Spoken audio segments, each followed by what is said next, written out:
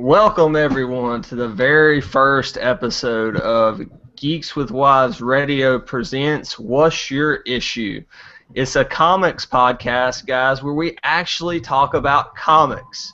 Spinning out of the popular Geeks with Wives and Capes podcast, this will be comic-centric, comic-focused, if you will. Not so much of the movie stuff, but talking our monthly, our weekly pulls, and the biggest news with writers and artists and the big two in Image, you name it, in the comic books industry, we will be covering it. I am Brad Bell from the Hollywood foothills of North Carolina here, your comics editor, and joining me tonight is Agasicles Stamus. Boom!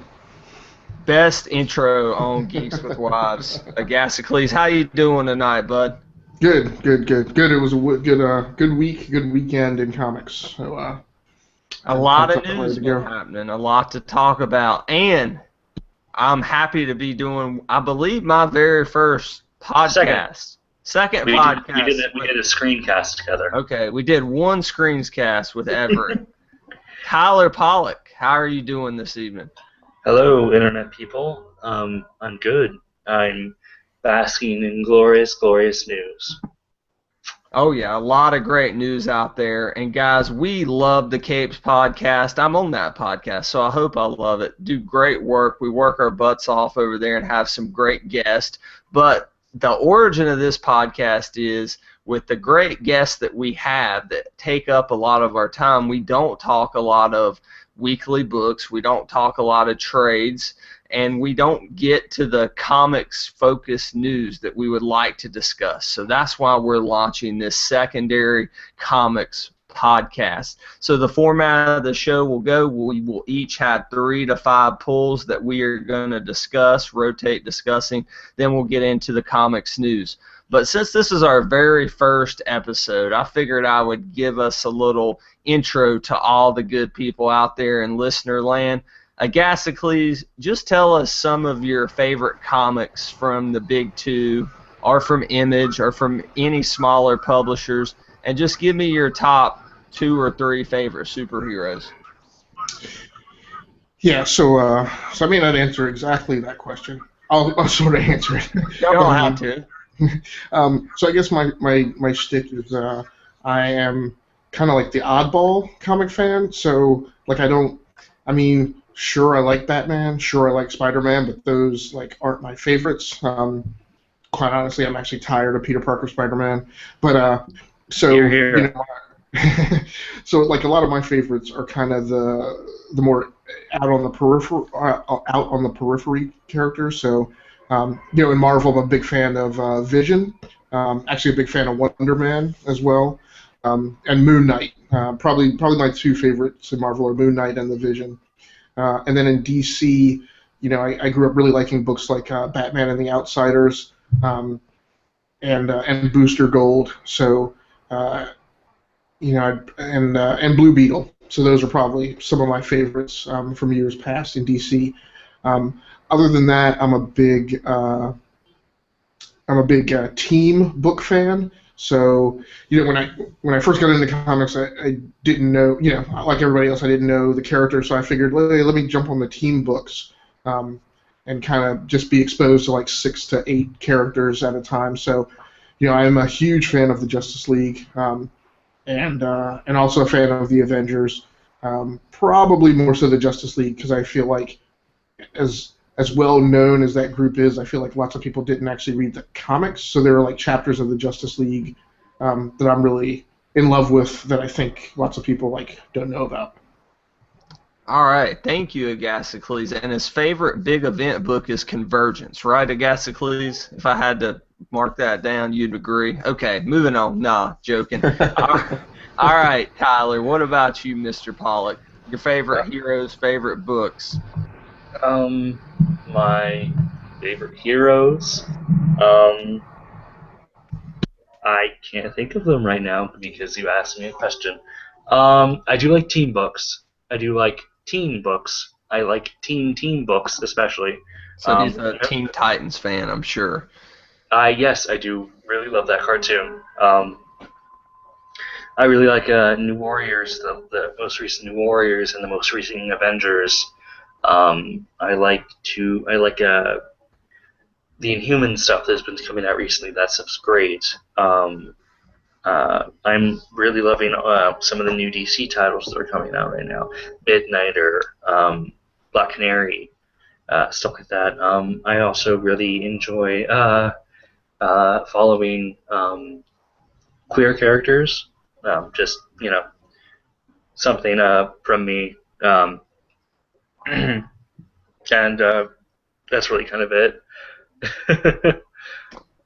All right, thank you, Tyler. Some great stuff there, and the great thing about this show, you're going to get to know our taste and our favorite characters as we go through it, because you're going to be hearing about our pull list.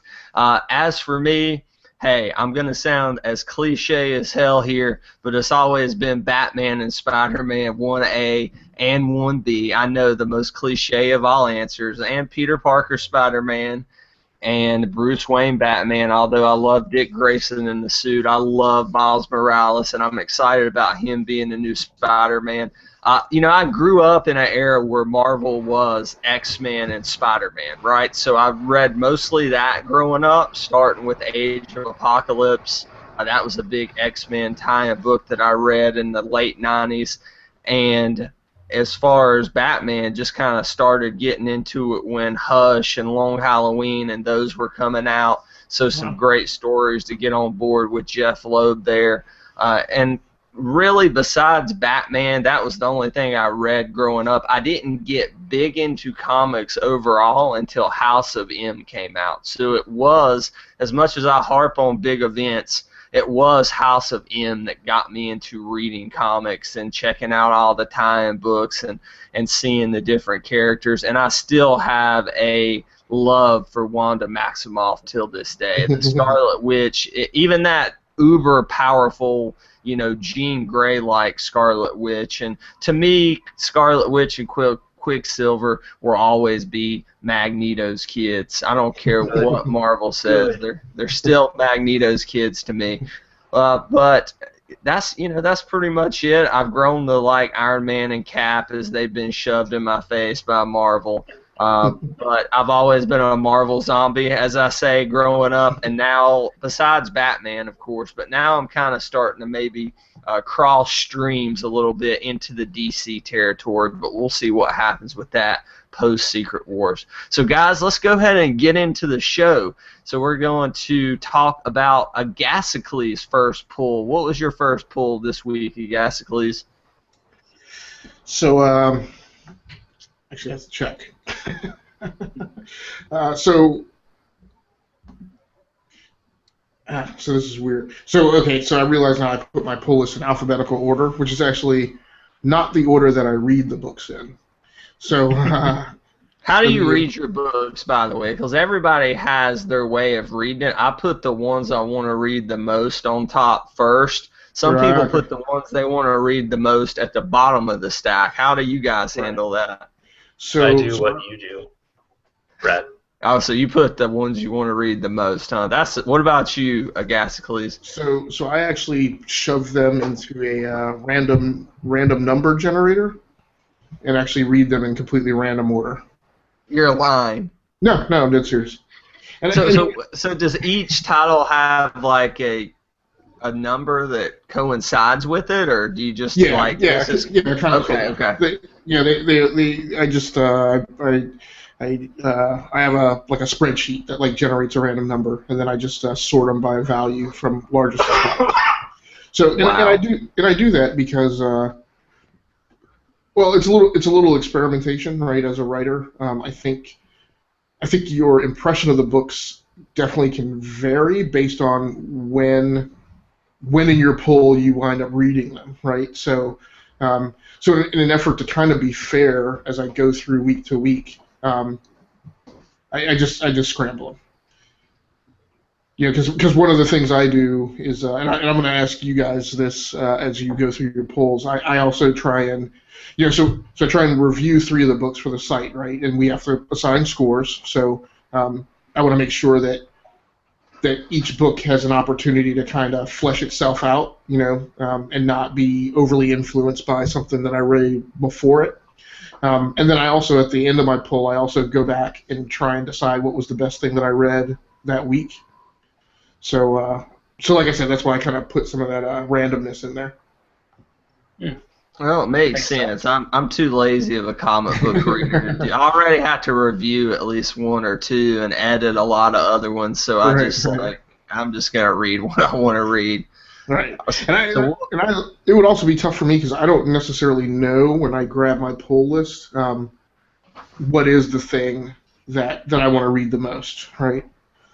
Well, for me, like, a Secret Wars, the main book right now. Like, if that book's in my pull, I'm reading that first. Okay. But other than that, I usually read Batman and Spider-Man. It usually goes on the character that I gravitate toward the most. But what was your first pull for this week, Agasicles? So my first pull for this week was actually Superman number 41. True. So, truce. And I actually can't remember the writer's name right now. I know on art. Greg Pak, I believe. Is it Greg Pak? No. He's action. Greg Pak is action. Is Yang or something like that. Loon Yang, I believe, who took over for Jeff Johns. Right. So it's Yang, and of course on art, John Romita Jr. So I reviewed this book. I gave it a 7.5, I think, on the site. In retrospect, I would have given it a lower score. I was really kind of feeling like it was a 6.5, but at a certain point I was asking myself if I was punishing the book too much for Romita's art. But after I completed my stack and I went back and looked at the review scores I'd given out, I was like, crap, I should have given that a 6.5. I actually enjoyed it more than that score represents. So the story was pretty solid. It was pretty single-threaded. So Yang was able to make the story pretty tight. And there weren't too many. There wasn't too much jankiness kind of in the story. It's. I'm trying to make sure I'm not getting it confused with Justice League of America, but there are points. I actually just need to pull the issue up before I say something that is completely incorrect. I've heard good things, though, about Superman kind of 41 and Action 41, but I've heard Action out of the two by Greg Pak has kind of been the better book. So yeah, and I didn't read Action. So what goes on in this book? What goes on in this book? And we forgot to mention, as we go through this weekly show, we are mainly talking about comics. We are mainly talking about the issues that came out, and we are going to cover them in all detail. So if for some reason you haven't read your books or you haven't read a particular issue and you don't want it spoiled, you should probably skip, a few minutes ahead as we talk about each book and come back to it. Although by Tuesday when this drops, or Wednesday, hopefully everybody will have completed their pull. So, this is always the problem when you go back to your first book that you read in your pull. So what happens in this book is, Clark gets a text message from an unknown informant who tells him that a super major arms deal is going down somewhere in Metropolis. So he and Jimmy head out to go investigate it, and it winds up being a very big arms deal. One of the things I didn't like in the scripting of this is he, right off in the first battle, resorts to using the solar flare again. Yes, I love it when he does that in every book, though. I'm joking. You love it. Yeah, totally right. And that's my problem. When this power first debuted, and Brad, I think you and I were on a podcast where we talked about this power when it first came out. I think we both, were unknowingly we were both referring to it as the supernova because it's just like, the Human Torch's supernova effect, to a great extent over in Marvel. And yeah, that's my problem with it. I want to say that he has wound up using this power in almost every comic he's been in since it Yeah. debuted. And I'm just like, man, shouldn't he be like toning that thing down? Like he gets weak after he uses that power, and so at any rate, he and Jimmy go and kind of break this thing up, and then the unknown informant, the text messages start getting a significant shade more creepy, and Clark quickly tunes in that what's really going on is this guy's kind of blackmailing him and manipulating him to do what he wants, not necessarily helping Clark do what Superman should do. Um, and so he starts, kind of directing him to turn people over to the authorities, whether or not they've actually been proven guilty or not, and a few other things. But what's the most awesome thing about this book is at the end, like I said, he's directed to turn somebody over to the authorities, and whoever's texting him is also observing his actions, so he feels like he can't act against the people that he's turned this woman over to as Superman. So he shows up at what I'm referring to as covert Superman or covert ops Clark Kent. He shows up in a completely black suit, black jacket. Did he get that from Spiral, who is Dick Grayson's covert ops people? Well, Probably not. there's a reference at the beginning of the book where when he and Jimmy head out to check out this arms deal, and I think Clark has not actually changed, but Jimmy shows up and he's like, "Don't you have like a covert ops outfit or whatever?" So, but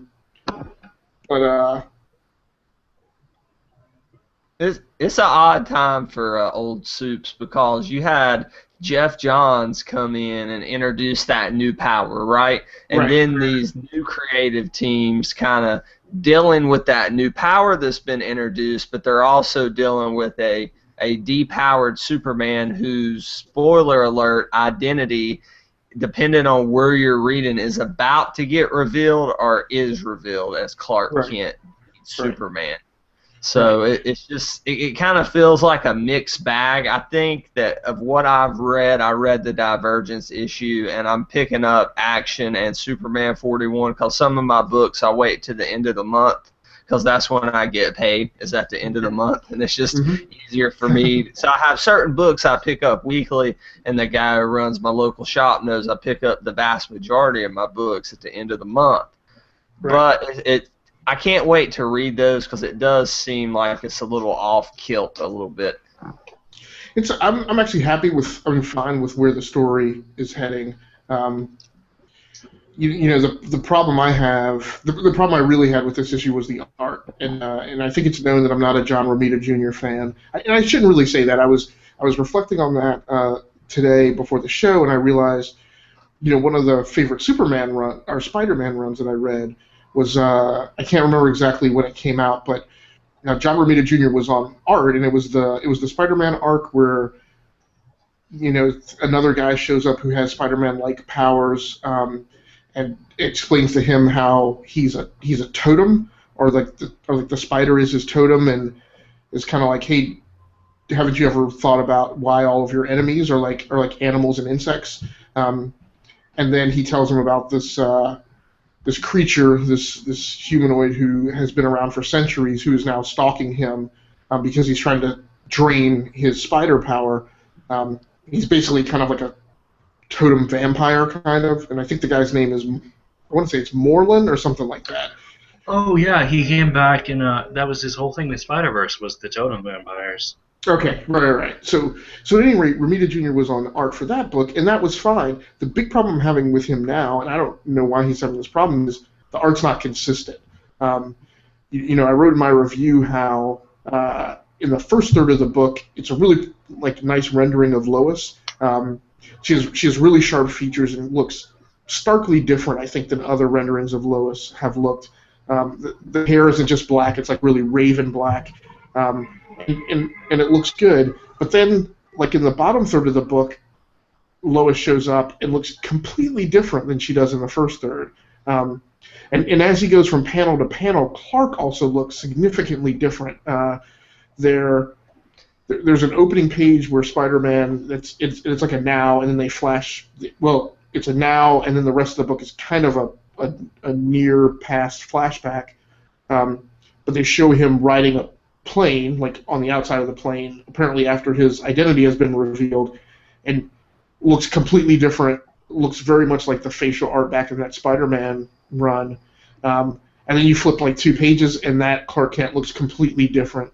And there's a scene where he's lifting a heavy object, and his face looks again completely different. So I don't know what's going on or why. He gets pushed, I think, sometimes. He meets deadlines, but as he's getting closer to a deadline, you can tell.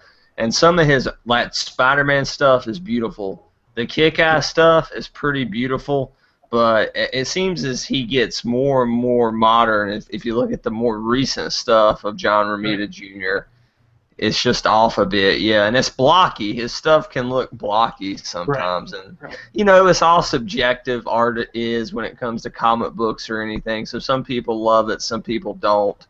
Kind of like with Greg Land, some people like that hyper realized art. Some people don't, but and my thumb rule is the art can be not great. It can even actually technically be bad, but if it's bad and stylized in a way that it actually distracts me, like I flip a page and I'm reading the story and I go, wait, man, that really looks like crap.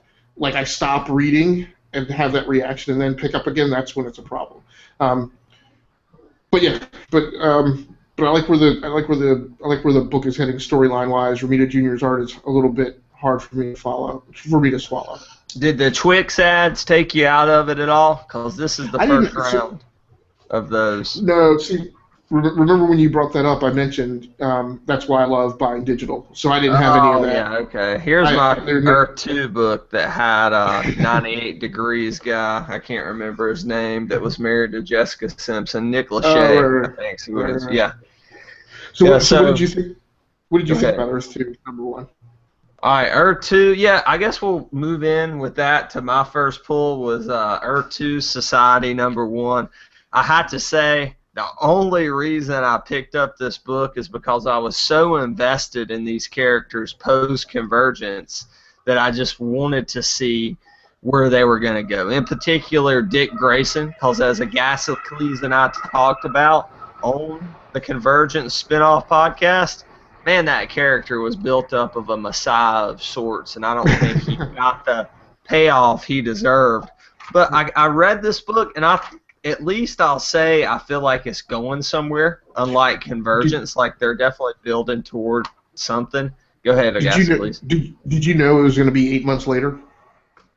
I didn't know it was going to be 8 months later. I did not know that going in. That's weird, too, because everything post-Secret Wars is 8 months later, so that's weird that both the publishers are doing that. I'm curious as to who this new Batman is. I think that they pull you in really well with, like he said, they go 1 year after Planetfall and they jump around in the timeline, but there's basically a chase scene in New Gotham, which is where the first Earth 2 ship landed, and I guess which kind of confused me because weren't a lot of those people already on Telos, which is the new Earth 2?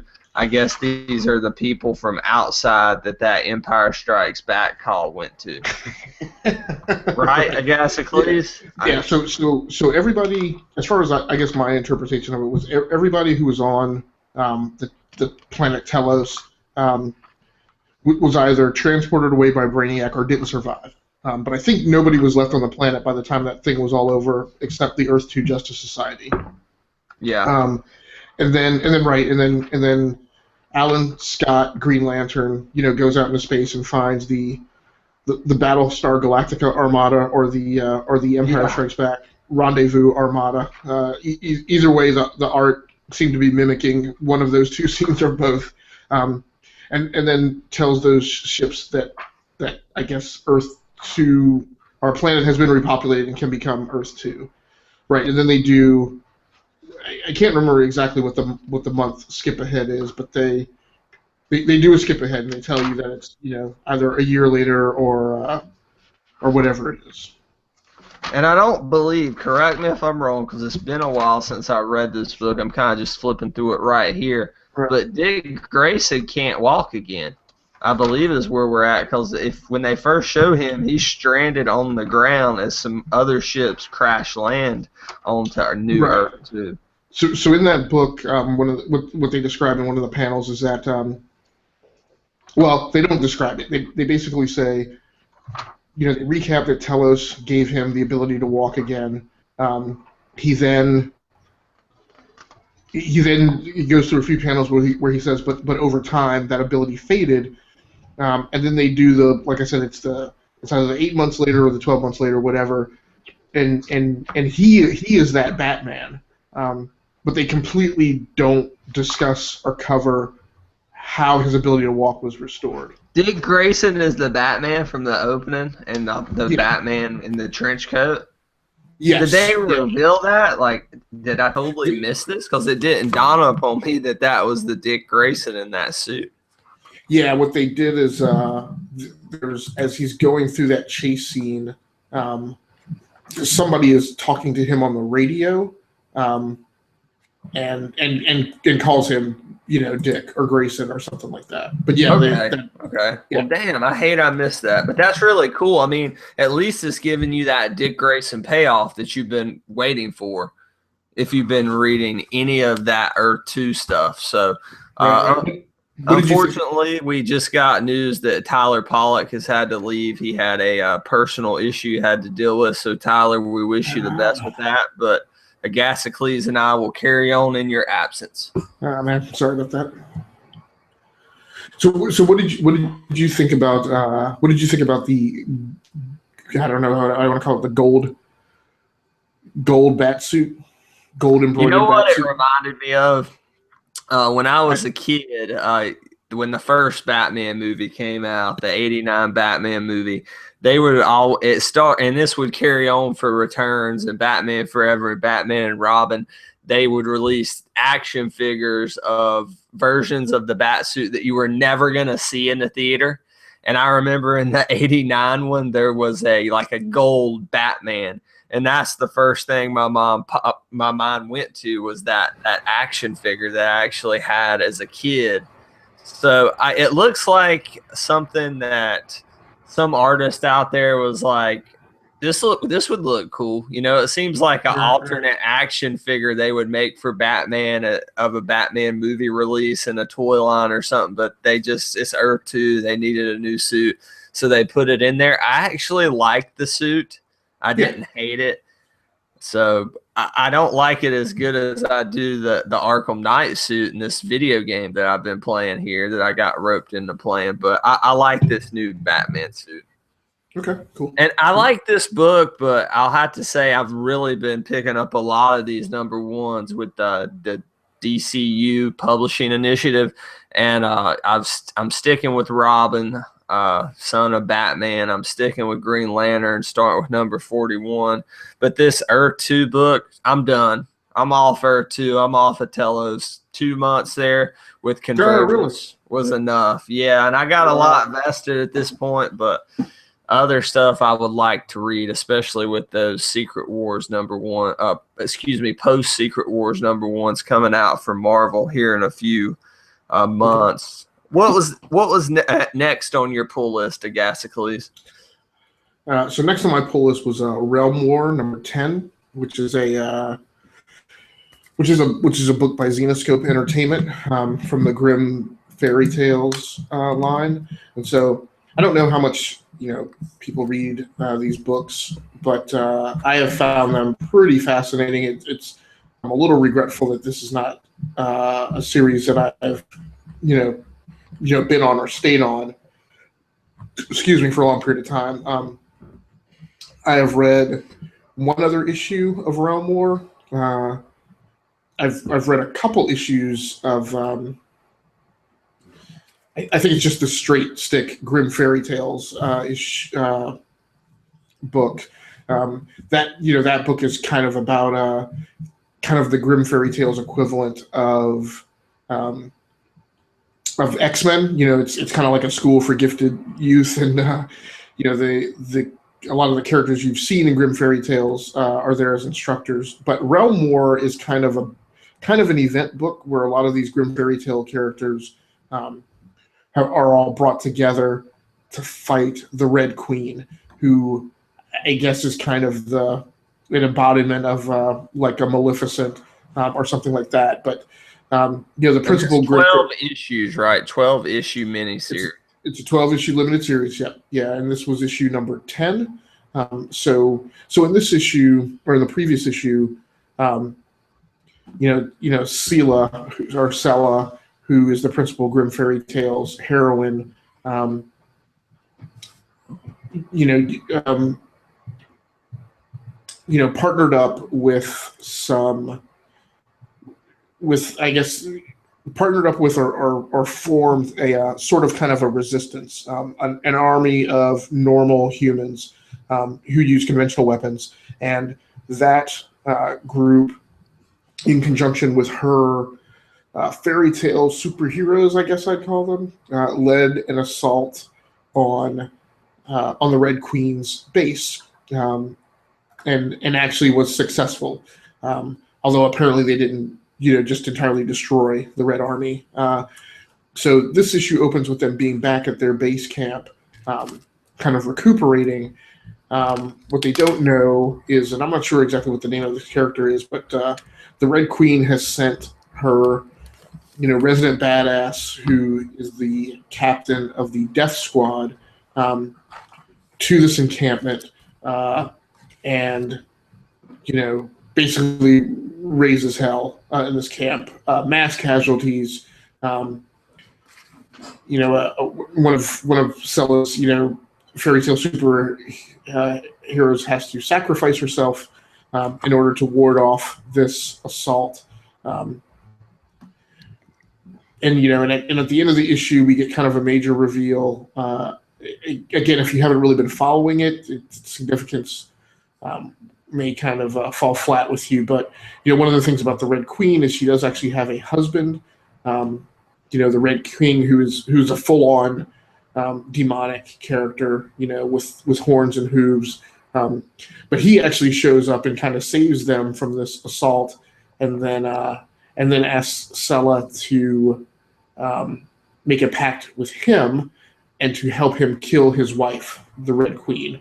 So this may very well be the turning of the tide in the war. Sela and her team have definitely been on their heels, just kind of constantly retreating from this army. I think they had some initial successes, but by and large, they've been getting their butts kicked. So the Red King showing up may actually be the turning point for them. This is always an interesting book. Realm War, and like I said, any of the GFT books. The writer, actually, it's Jerry Bouchard or something like that. And I think he's not a writer artist, but he's the writer on this book. Really does a great job kind of painting. Joe Bruscia is the writer, with art by Sammy Cavella. Really does a great job kind of whipping Sela back and forth in terms of showing her as a very strong heroine, and kind of all about doing whatever needs to be done, but then also being a very emotional and very vulnerable. So good book. Anything with those Grimm fairy tales kind of reimagined, if you will, is huge right now. And Xenoscope definitely has found their following in the comic book marketplace. Maybe it's young red-blooded males that may follow them closely, because they do have some very provocative interpretations of characters. That's for sure. It's definitely fairy tales for adults, not for kids. Yeah, definitely not something you want to read the grandkids before you put them to sleep. But so that's Realm Wars from number 10 from Xenoscope. Right. My second book was another DC book, another part of DCU. Surprise, surprise. I read Prez, which I believe is going to be a 12-issue miniseries as well. It's written by Mark Russell with art by Ben Caldwell. who I got to meet at Heroes Con last weekend. So that very nice guy, but definitely very artsy guy, kind of aloof, but he's a great artist. So that sometimes tends to be the case. Prez, if you don't know, and it's got a beautiful cover, as you see the teen president crossing the Delaware. Very cool cover. Is about exactly that, the world's first teenage president, or I should say America's first teenage president. This is about the year 2036 to be exact, and everything has kind of gone to crap in the political world. So it's basically like our current political climate if it continues to spiral out of control. This is a very good. Go ahead. Can you throw the cover up again? Is the president a female? Is it a female? Yes, female. Okay. Young female girl. She's a blonde girl. So that's different than the original run of that book, right? Mm-hmm. Okay. This is a different version because Prez was a former book that came out, I believe, in the 80s. I believe so. Right, under the Vertigo label, I think. Yeah, but this is DC, so now she may not be the main president in the books because we know continuity is kind of everywhere in DC at this point. But it's a good little commentary on how insane our current political climate has become, because basically there's been an amendment called the Personhood Amendment. And the Personhood Amendment made it where every person could run for president no matter the age, which makes her eligible. So we have two main candidates, a Republican and a Democratic senator. And kind of like if you remember Bill Clinton going on the Arsenio Hall show back in 1992, playing his saxophone and becoming real famous and getting himself out there. That was a big moment for the Clinton campaign. These two candidates are going to various web shows because everything's internet-based now. So they're going to various Twitter people and viral video people and trying to become famous, and they're just having to do foolish things that they don't believe in, but they want to buy a vote. So the night of the election, there was a video posted to the internet. It involved a girl doing a training video at a fast food restaurant, and she burnt one of her pigtails off as she was trying to demonstrate how the fryer worked. Guy posted on Twitter, and it goes viral. She becomes the #1 trending topic on Twitter. And they enter her into the race as a third-party candidate the night of the election, which is something you can do under these new crazy political rules. And the first issue ends with her winning the election as she was nominated as a third-party candidate. So crazy, interesting premise. My comic book store said I'm the only one who gets this on my pull list, so I don't know how well it's going to do sales wise. But if you're a political junkie, even though if this book seems a little juvenile, which I am a little bit of a political junkie, I recommend, if you're a comics reader, checking it out, because as funny as things seem on the surface, there are some legit concerns in the way we vote and the way we conceive and view presidential elections that this book tackles in a clever way. So one of the things I want to ask you is, Tyler and I were talking a little bit in the pre-show, and he asked me if I was reading any of the DCU books, DCYOU, and I told him, A, no, I don't think so. B, I don't know what the heck books are DCU books. So my understanding is that Prez is. Yeah. Well, basically, you have read a DCU book, Agassicles, called Superman 41 counts as one. I figured that it did. It's theoretically being their flagship title, right? But yeah. And we can swing back around after book reviews, maybe to talk about the confusion, the great confusion that is the DC universe and Marvel. Well, DCU is just it's a new publishing initiative. So every book is either a new number one, like Prez, or it's a jumping on point. So books like Superman 41, Justice League 41 are jumping on point. So is a book like Grayson number 9. Even though they're at different numbering points, they don't want to renumber those series. Unlike Marvel, who is going to renumber everything in number one post Secret Wars. So you have your flagship books, your Wonder Woman, Superman, Batman, which are still intact with their new 52 number. All right. Then you have all new number ones. Then somewhere in the middle, you have series that launched months or years into the new 52, like Superman and Wonder Woman, like Grayson, that are or Harley Quinn, that are fairly new series, but they've just made them jumping on points. Right. And you have all of that going on intermixed with a Justice League of America reboot while Justice League is still going on, and JLA also regurgitates the JLA moniker, which was firmly departed from in the early 2000s, with explanation and reason behind it. But JLA is rebooted with no explanation or reason as to why they're bringing it back. That's explained on the Last Capes podcast, because I got to talk to some DC writers about that. Okay. And they said basically that continuity is on a book-by-book basis. So, for example, Green Lantern's continuity, his history, his mythos, with all the stuff that Jeff Johns did on that book is still intact with the Green Lantern going on now. But if you go from the main Green Lantern book to Justice League that Jeff Johns is doing, that Green Lantern doesn't have to be holding to the same continuity.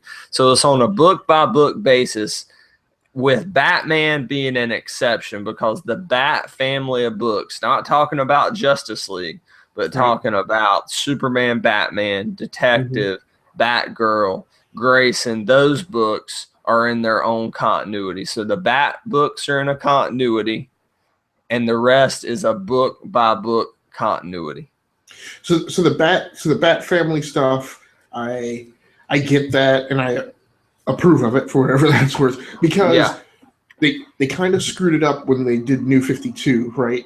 Because they kind of reset every other character in the universe except for Batman, except he was younger and clearly not as experienced, but yet all of the Bat stuff continuity prior to Flashpoint was brought over in a lot of ways. So I guess it's good having dorked it up beforehand, that they just said, well, by all means, let us not try and reboot it now, right? Yeah. So that's good. This allows the creators to tell good stories without being hamstrung by continuity problems, which I understand as long-time comic book readers like you and I, that can rub us the wrong way. But I think that the stories that are coming out of it are going to kind of redeem this publishing initiative. Yeah, it's just I just feel like it's being poorly handled from an awareness standpoint. And yes, I can at this point be accused of being a hypocrite, because I have complained in the past about the labeling of things as all new. Okay, I mean, and in the number of years that the New 52 labeling persisted on books, when I felt it was just completely unnecessary. I will say though that this time around, I'm I feel like they need to put some type of labels on books. Either they need to, I guess, keep the New 52 badging and be consistent about that, because then that would tell you, okay, this is continuing the New 52 continuity, or these books that are coming out that aren't beholden to the New 52 continuity need to be given some kind of their own branding, something, that separates them so you get it. Yeah, it's not going to please everybody. And it took me a while to really be embracive of it. So we'll see where it goes. I know a lot of the stuff I've read has been really good. Some of it has not been so good. So I liked Earth 2 okay. I would probably rate that book about a 6.5 or a 7. Perez, I would rate a 9. And Perez is probably a book that they would have never done under the New 52 continuity. So to not as a have DC book. Not as a DC book, no. So to have Prez in a DC world in which you see a Wayne Industries billboard pop up, so that lets me know that this character, this teenage president, is at least in one version of DC continuity the president where all the superheroes are at.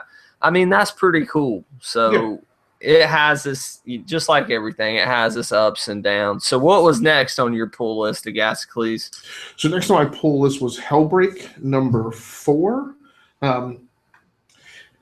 which is an Oni Press book. So I had my pull list, which was not very long this week. It was only 5 books. Was very full of second tier and third tier publishers. So I in fact only read one book from the big 2, and that was Superman number 41. So Hellbreak is a Cullen Bunn, Brian Chirilla joint. And the setup for Hellbreak, and I read the first issue. I skipped issues 2 and 3, but I came back to it for 4. The setup on this is basically that there is a covert project called Project Kerberos that is run and funded by the church. I'm not sure exactly which church. I'm personally reading it as the Catholic Church. That's just my own injection. But basically what happens is there's this larger project, which has all of the admin and support staff that you need. But the core of the project is this covert ops team. And I think they're called Team Orpheus. I'm not exactly sure.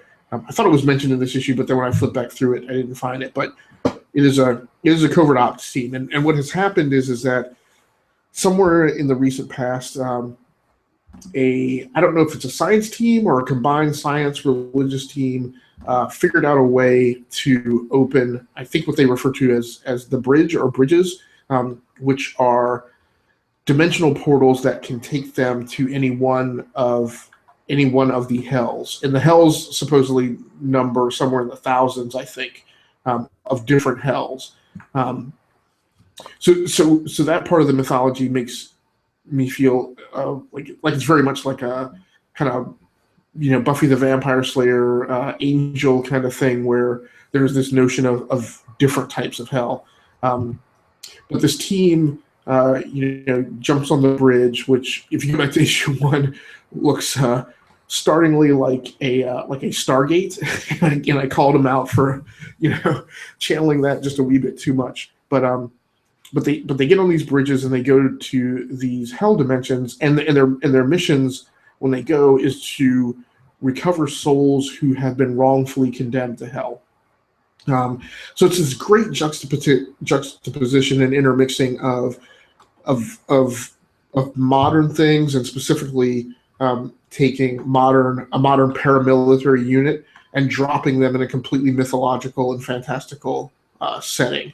And amidst that setting, still having kind of the military jargon going on and the military leadership and operational style. So it channels so many things. It feels a lot like Aliens, where you take Marines but call them Space Marines and then drop them in the science fiction setting, but they still predominantly behave like Marines. It's like Aliens too, Aliens. Right.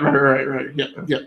So that's just kind of one of the setups that I'm just a huge fan of. So in this issue, the team is still on one of their early drops and forays into a hell dimension.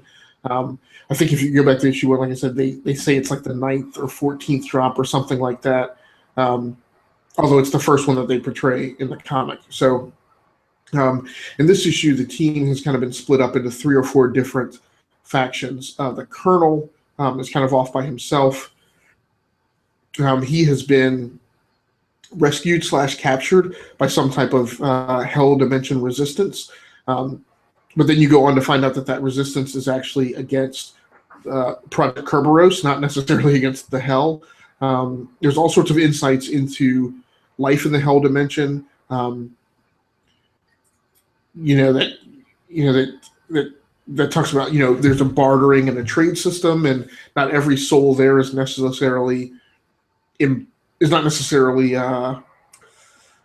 imprisoned there, or doesn't necessarily have some daily routine kind of foisted upon them. They actually have a degree of latitude to move about the Hell Dimension on their own.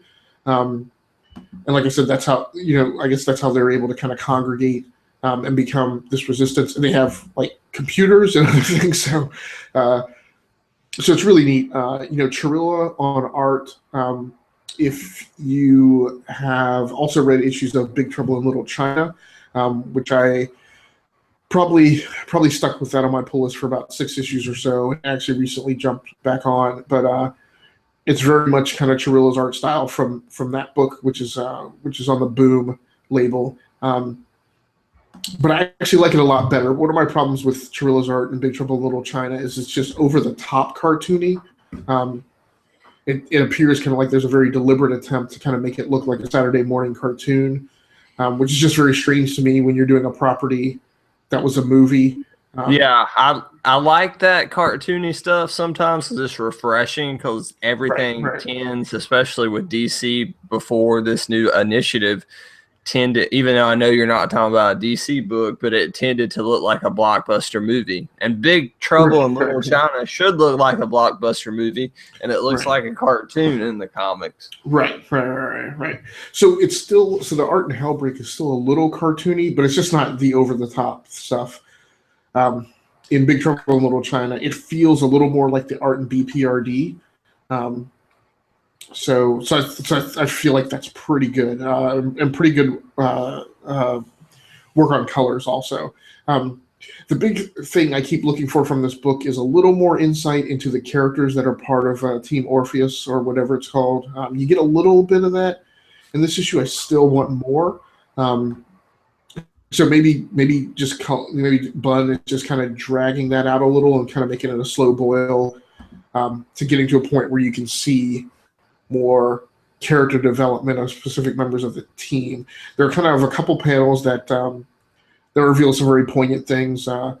Reveals that a few of the characters have a lot of anxiety about working for Project Kerberos and going into these hell dimensions, because they feel like maybe there's been some past transgression that they committed, and they feel like they should be in hell, or maybe that's where they're eventually going to wind up.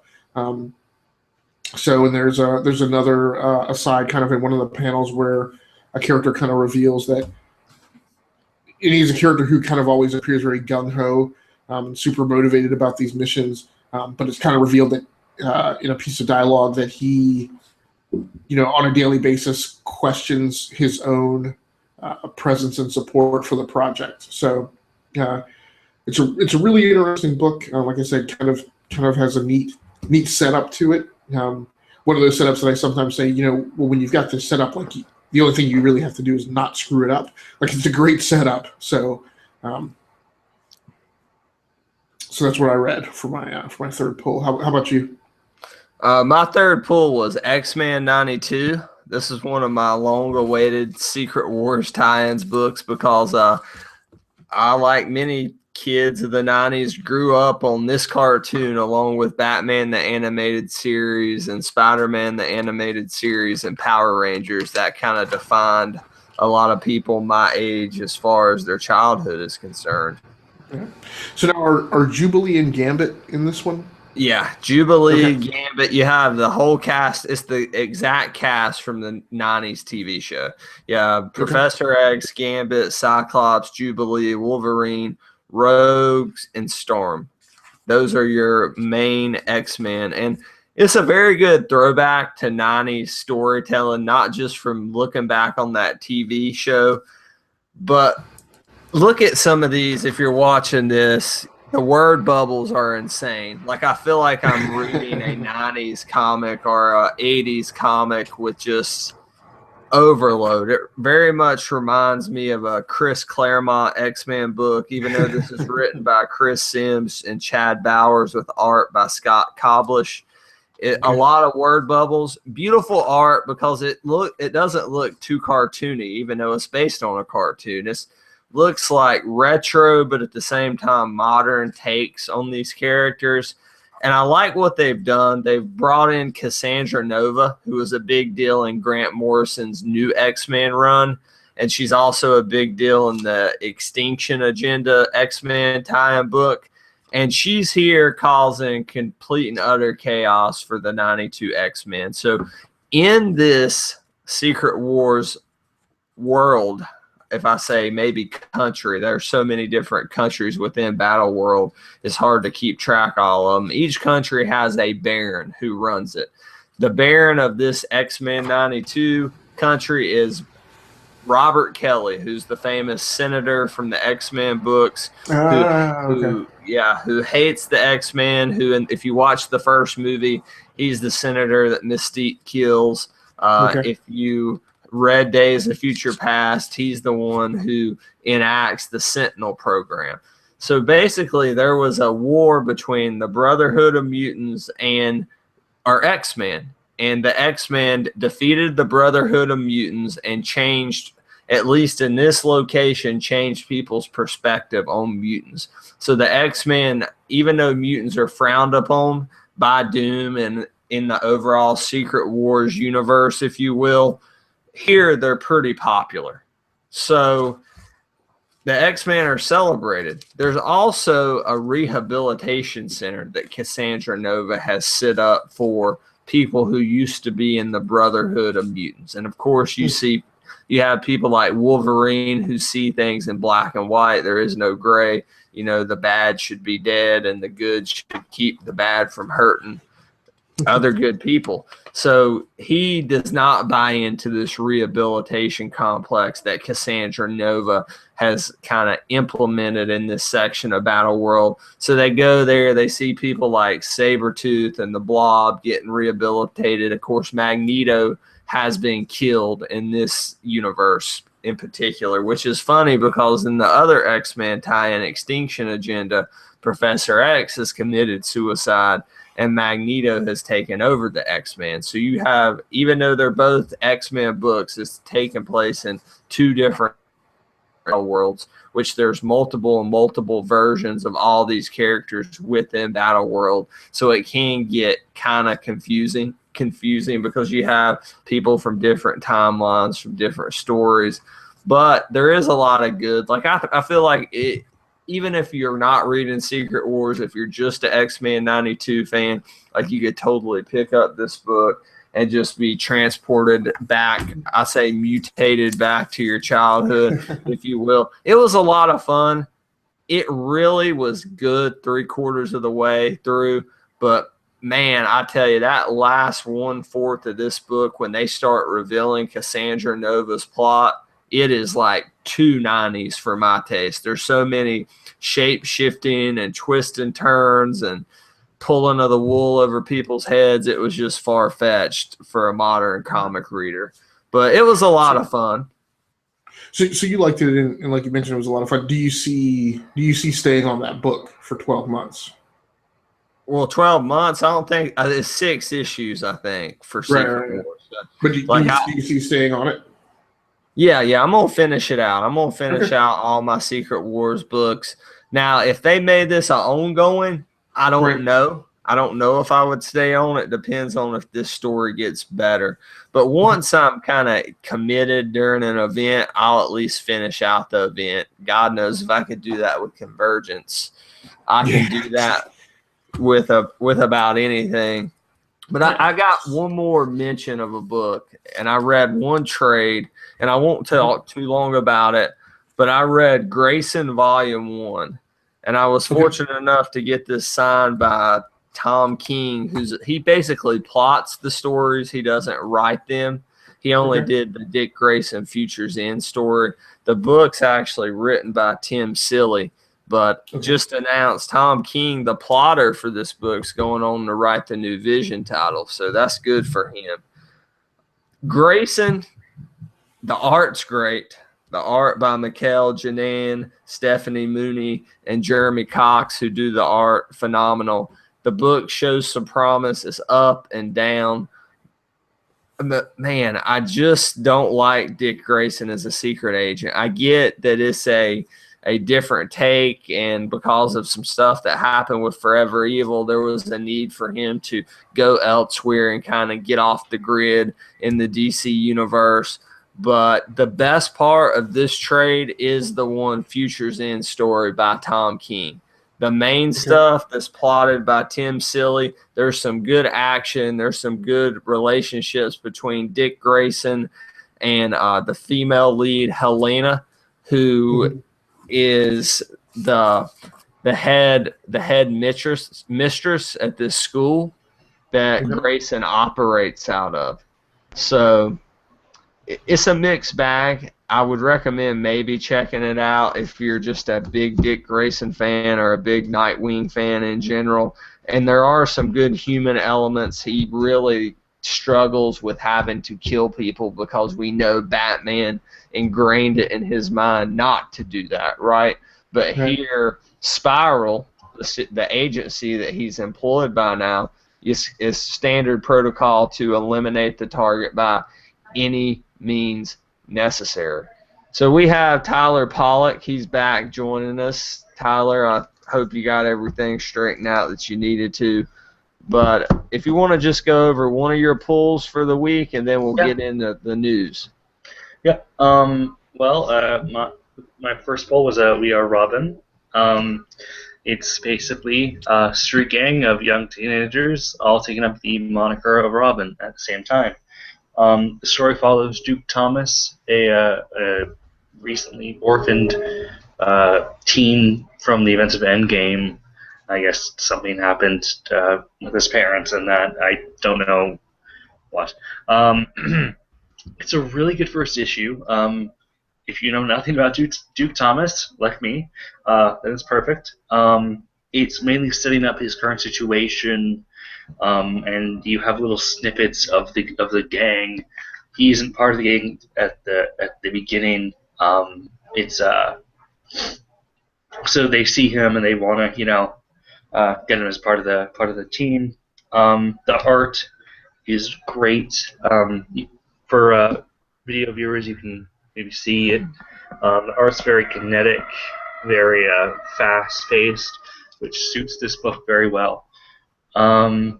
Overall, if you have any interest in a street gang of Robins beating up bad guys, check it out. It's really great. And that seems like one of the more interesting, fresher books to come out of the DCU publishing initiative, and that's the thing that publishing initiative allows for books like We Are Robin, and I've heard great things about it. Yeah, it's something completely different. It's very original, and I hope it goes on to do good things. All right, so let's go ahead and get into some of our news for the week. Hey, so Brad, one question before we get into the news. Yes, sir. So real quick, so you also read Southern Bastard issues 1 through 4. I just want to ask you, out of your 5 pulls for the week, what was the best thing you read this week?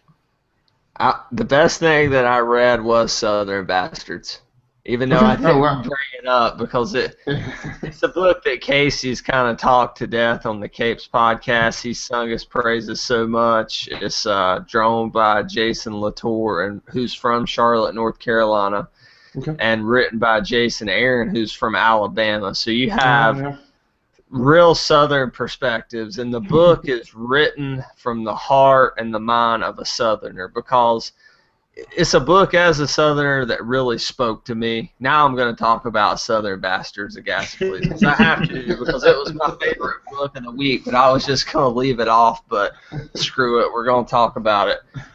It was a book that really spoke to me because there are great things about the South, just good people, good heart. There's good sweet tea, good barbecue, good fish camps, good country music, and everything's maybe slower in the South. That doesn't mean it's dumber, all right? And sometimes people are a lot nicer in the South. But you also have ignorance that has held over for generations, that sometimes people who maybe have not necessarily evolved to think for themselves. They think as their ancestors thought, which is sometimes racially insensitive and sometimes insensitive toward religions or things that they don't understand. So sometimes all Southerners get labeled under that one umbrella, which is not fair. And this book is about a Vietnam vet whose dad was a sheriff in a small Alabama town coming back home to basically clear out his father's old house and to visit his father's grave. He hadn't been back to his hometown in Alabama for quite some time. And he is somebody who has left this small town in Alabama, moved on to a bigger city, and evolved. And he still keeps true to him his Southern roots, but he's not ignorant in the way that these people are in a old, almost Civil War type mindset, if you will. And for him to go back there, confront those people, let them know what they're doing is completely wrong. And I'm not going to spoil the book for you, but it was moving. And if you're a Southerner, you have to read it. Even if you're not, it's one of the best titles the Image has going right now. And I really like Jason Latour's art style, even though it's a bit funky, it's a bit wonky, but I think it suits this book well. And it really, it just propels the worst parts of the South and the best parts. Like football is a big thing, man. And I know Agassicles, you're in Virginia, right? So that's almost, depending on who you talk to, that may or may not be considered Southern. But in the South, football is Southern. Okay. They were a Confederate state. They're Southern. Yeah, I would agree with that. I do not care about football. But that's the thing. Like, even if you say you're somebody like Tyler who lives in the South, he doesn't live in the South, but let's say Tyler lived in the South. Okay, if you grow up in this region, certain things mean a lot to you that maybe the outside would not understand. For example, if you're in Alabama, it doesn't matter if you're the biggest comic geek ever and you could give a crap about football. It's Roll Tide all the way. That's going to be ingrained in you in some sense, or Auburn or the Iron Bowl. You may not care about the results, but you're going to know what it is, and it's culturally significant to the region you're in. And Southern Bastards hits on that concept. For me here, we know college basketball in North Carolina. Tobacco Road, North Carolina, Duke. You may not care about it, but you know about it. And Southern Bastards really takes those great things about the South, takes those bad things about the South, put them on a collision course that highlights the worst of the bad things and the best of the good things. And it's the best comic I've read in a long, long time. And I can't wait till the FX show comes out. And I thank Casey he's been begging me to read it. I'm glad I finally did. So read it. Nice. So I'm sorry I just praised this book, but like it really, sometimes I read it and I feel like I'm reading a Sling Blade adaptation with some of the names. I don't know if you've ever seen the Billy Bob Thornton movie Sling Blade, but man, there's a lot more there than just a Southern stereotype. So check it out. Have either of y'all read Southern Bastards yet? I have not. I've heard of it, but. Okay, I'm sorry I took up so much time talking about that, guys. Let's talk about the news, and we're gonna end with sales numbers, but let's talk about the big news that broke today, because I know this is something that Tyler really wants to talk about, and something I do too, because I'm a big X-Men fan going way back, as I mentioned. Extraordinary X-Men #1. It's going to be written by Jeff Lemire. It's going to have art by Humberto Ramos, who's been doing Spider-Man for the longest time. The team is Storm, Old Man Logan, Nightcrawler, Young Jean Grey, Colossus, Magic, and, of course, Iceman. Let's start with you, Tyler, because I know you're excited about this book. What do you think? I can't wait for Colossus and Iceman to be the power couple of that book. Is Colossus, I know the Ultimate Colossus came out is he gay in the mainstream books in the No, he's 616? not in Okay. the 616. But Okay. the guy can dream. Yeah, you can dream. Um, Well, you know, I go what? ahead. Oh, I hope Ultimate Colossus is still around in some capacity because he's an interesting take on that whole character. uh, I'm happy.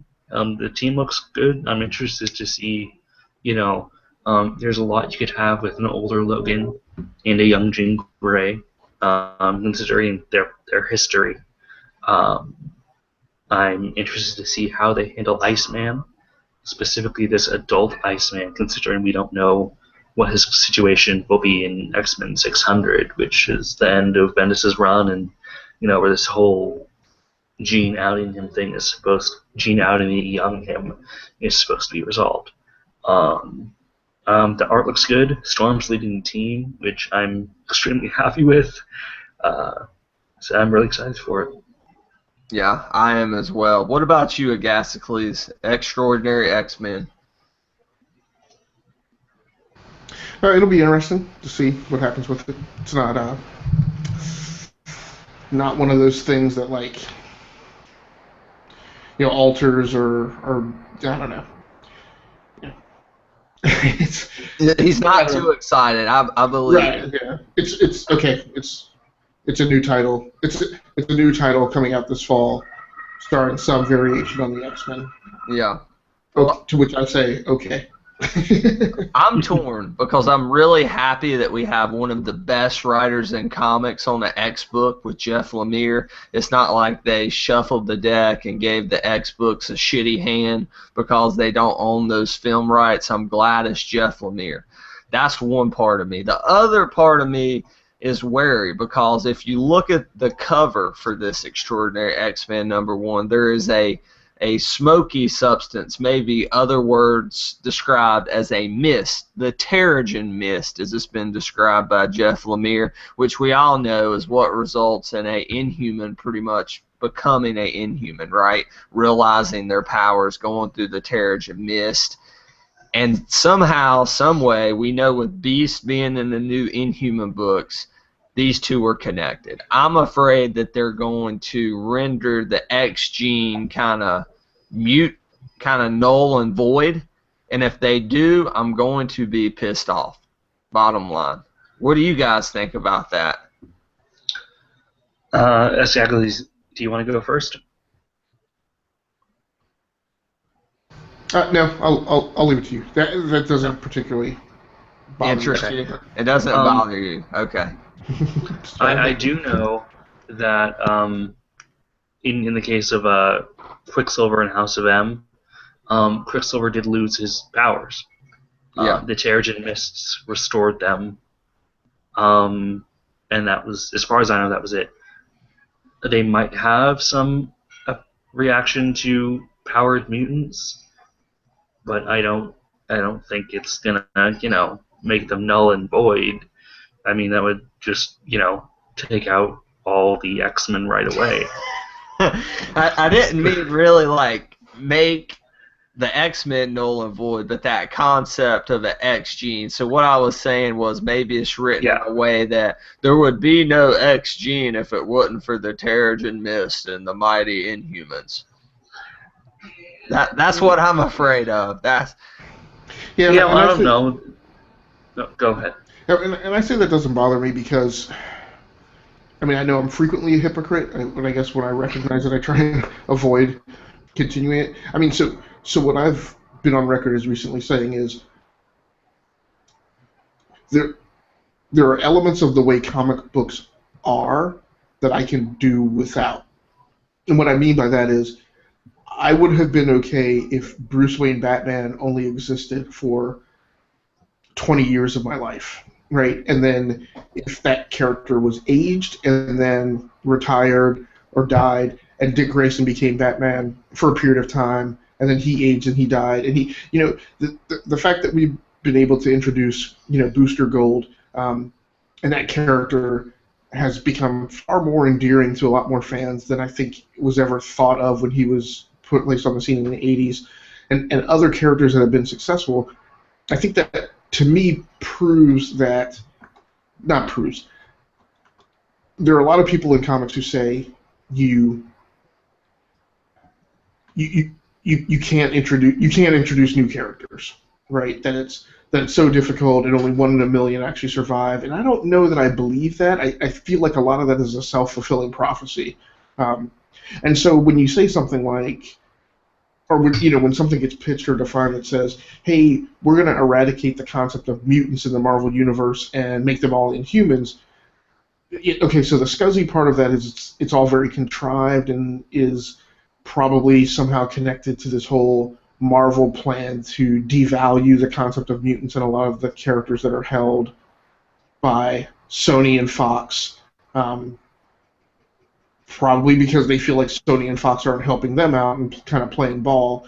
But at the end of the day, my thing is I don't feel like the Marvel Universe has to be what it's been for the last 30 years. I feel like it's okay to change. I feel like it's okay to just flip it on its head and make it something completely different.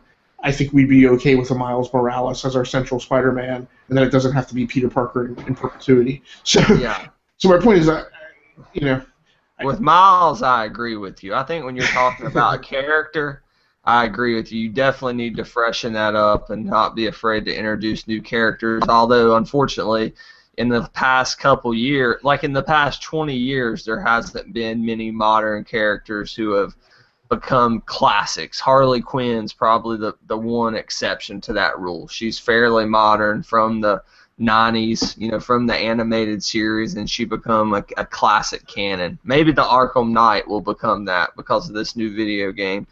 Who knows?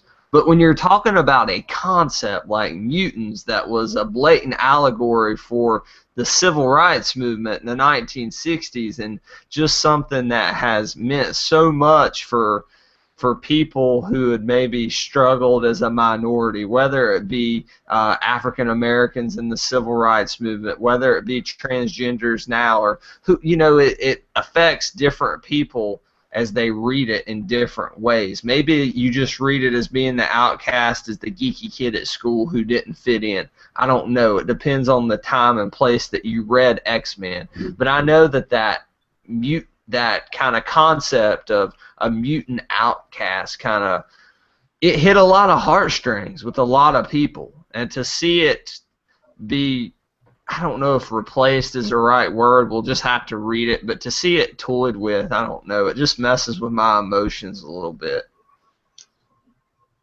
But that's my perspective. Tyler, you got anything you want to chime in on that? I mean, the mutant the mutant allegory, it can be placed on the Inhumans as well. I mean, they're called Inhumans. Yeah. So, And they were around first, technically. The Inhumans appeared in Fantastic Four, which predated X-Men, and I believe the Inhumans were actually around first, if you didn't know. And there actually were uncanny Inhumans before they were uncanny X-Men. But, you see, the thing is that I will admit that it could possibly go the way of this mutant allegory, but also the Inhumans, that wasn't the point of them. Yeah. The Inhumans were a cool plot point, a very cool plot point that, just now they're starting to put emphasis on. Yeah. Whereas Stan Lee, we know his intention for the X-Men was the civil rights movement. He came out and said as much multiple times. So, I don't know. We'll see. Let's see. We got time for maybe one more bit of news, guys, before we got to wrap this whole thing up. Unfortunately, we talked so much about comics, not as much time for news, so now we're having the same problems as the Capes podcast, but it's our inaugural episode, so we'll figure it out. There was a new Vision comic announced today as well. It's going to be written by Tom King, who plotted the Grayson book that I was just recently referencing. Is anybody excited for Vision coming back with a solo book? I mean, I get it. I get why it's happening.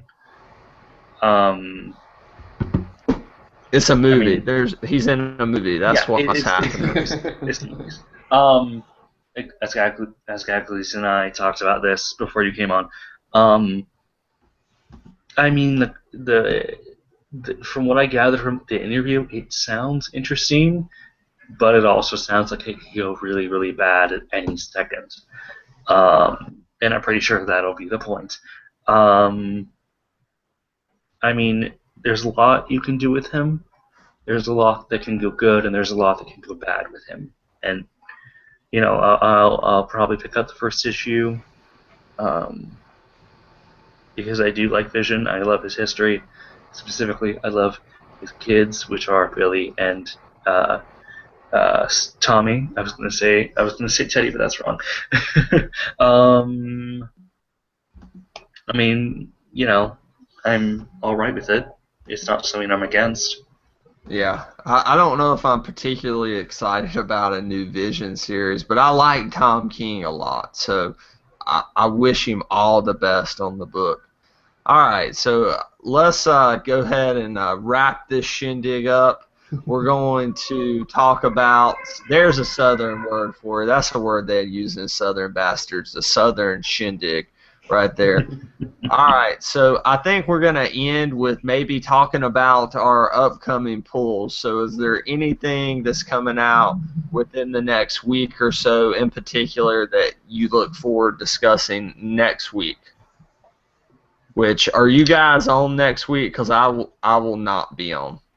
I think we're talking about episode 2 recording 2 weeks from now, so after the 4th of July. Okay. The weekend after the weekend after the 4th of July weekend. Okay, yeah. All right, so we're going to be on a little holiday delay in America here. We're celebrating our independence, so what will be coming out between now and then, Agasicles, that you have on your radar as far as covering? So on my pull list, and it'll be a short pull list again next week, or this week, but Wednesday I'll be picking up Darth Vader #7. So I know that book seems to be fairly popular amongst the Star Wars faithful and just fans in general. I'll also be picking up Neverboy #5, which is a Dark Horse book. I have never read any of that series, so I'm interested to check that one out.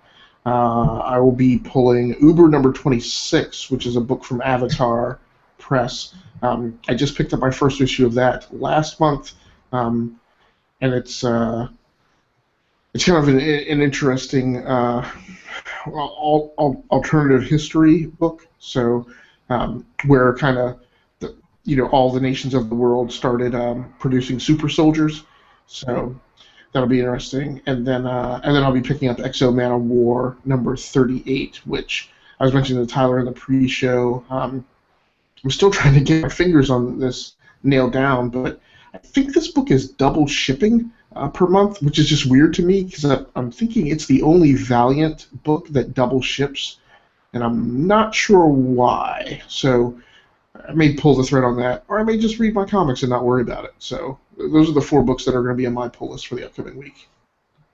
Okay, as for me, I'm going to be reading Secret Wars #4. That's the big one. We're at the midpoint of Secret Wars, so I can't wait to see where this is going to go. I'll be reading Ultimate End #3.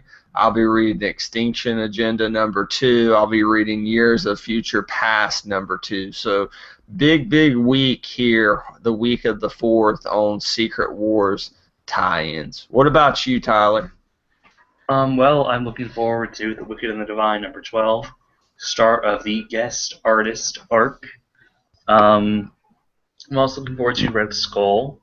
That sounds interesting. It's basically pretty much every one that Red Skull has wronged. So Magneto, Bucky Barnes, a bunch of other people are there. And they're going to hunt Red Skull in the Marvel Zombies world. So With a that'll be... dinosaur. I think Red Skull's going to be riding a dinosaur, so I'm looking forward to that one too.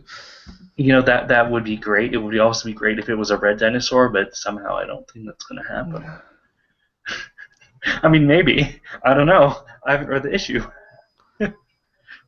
All right, so that's it for your pulls, Tyler. Let's just go ahead and give our final thought. Tell us where people can find more of you on the internet and what you're going to be up to in the coming weeks on the World Wide Web. Well, what about you, Agasicles? So the best place for people to catch up with my stuff is on the site. Upcoming stuff that I'll plug. Eventually, I need to get around to writing an article on The Walking Dead and why maybe that show's making me a better dad. So I've powered through seasons 3 and 4 and started season 5 tonight, which opens with what looks like it is my favorite episode of that show ever. When somebody asks you, how are you going to get something done, and your response is, I'm going to kill people, you just kind of have to get behind that kind of a character. So I'll be definitely probably reviewing some comics this week, although it may be a little tight with the 4th of July weekend. No major hardware reviews coming up that I can think of, so it'll probably be mostly comics, and like I said, writing that article about The Walking Dead. Oh, and then check me out on Google Plus. That would be the other place you can keep up with my stuff. All right, what about you, Tyler? Where can we find you? You can find me at geekswithwives.com, and I'll be writing some reviews and some roundups at what's going on with Marvel right now. And you can expect a lot of probably yelling loudly. Yeah, you can expect that from me too. And they revealed that the Terrigen Mist created the X gene. Joking there. All right, good stuff, guys. You can find me at Twitter at the Real Brad Bell, REEL Brad Bell. You can of course find me on geekswithwives.com. Find me here. Find me every Thursday night on the Geeks with Wives and Capes podcast with Casey and Will. And I got a brand new podcast besides this one I'm doing once a month. It's called The Collection Agency. We talk about collecting from posters to action figures to very expensive sideshow statues, and we discuss a topic within collecting. It's only a monthly podcast, so not too much of a commitment, but it's with my good friend Jerry Reed at actionfigurebarbecue.com, one of the most knowledgeable guys in toys, so check him out. And guys, I think that's going to wrap it up for the very first episode of What's Your Issue? Have a good night, guys. We are out.